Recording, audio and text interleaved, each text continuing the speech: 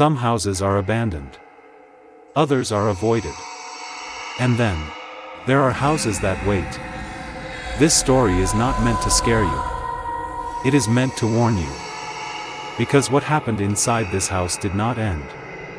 It only changed owners. At the edge of a quiet American town, far from streetlights and neighbors, stood an old house known as the Blackwood House. No one remembered who built it. No one remembered who lived there first. But everyone remembered why they stayed away. For 45 years, every tenant left. Some after weeks. Some after days. One after a single night. They all said the same thing. At exactly 3:17 a.m., a doorbell rang. There was only one problem. The house had no doorbell. His name was Ethan. A freelance video editor. Someone who spent more time watching screens than watching people. He believed everything could be explained. Or edited. Late nights didn't bother him. Silence didn't scare him. And ghosts? He didn't believe in them. To Ethan, fear was just another story. One he thought he could control. That's why he chose the house. And that's why the house chose him. Ethan moved in because the rent was cheap. Too cheap. When the landlord warned him, Ethan laughed. Ghost stories don't scare me, he said. Ghosts make great content. That was his first mistake. The first night passed quietly. So did the second. On the third night, Ethan woke suddenly. His digital clock showing it's 3:17 a.m.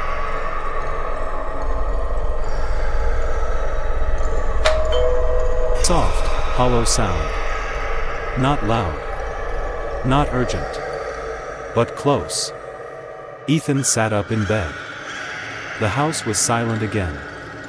There was no doorbell. He knew that. Still, he walked to the front door. He opened it. No one was there. The porch was empty. But when he looked down, his breath stopped. Wet footprints. Human footprints. They began at the doorstep and led inside the house. The next morning, Ethan convinced himself it was stress. But that night, he prepared. He placed a small camera facing the front door. At 3:16 a.m., the room was silent.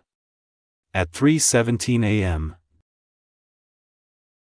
the camera screen flickered. Suddenly a terrifying black shadow entity rushes toward the camera at high speed, humanoid shape but faceless, its body dissolving into thick black smoke. The black smoke violently enters and absorbs into the camera lens, smoke swirling and disappearing inside the camera. The screen went black. Ethan didn't sleep. At sunrise, he searched the house. In a dusty storage room, beneath broken furniture, he found an old diary. The pages were yellow. The handwriting shaky. He read the final entry. If you hear the doorbell at night, do not open the door. The thing outside does not want to come in. It wants you to go out. The last page contained only one sentence. I stepped outside. That night, Ethan didn't set up a camera. He sat in silence. Waited. At 3:17 a.m., the doorbell rang again. But this time, it came from behind him. Inside the house. Slowly, Ethan turned toward the mirror. In the reflection, someone stood inside the mirror. Yet the voice came from everywhere. Your turn.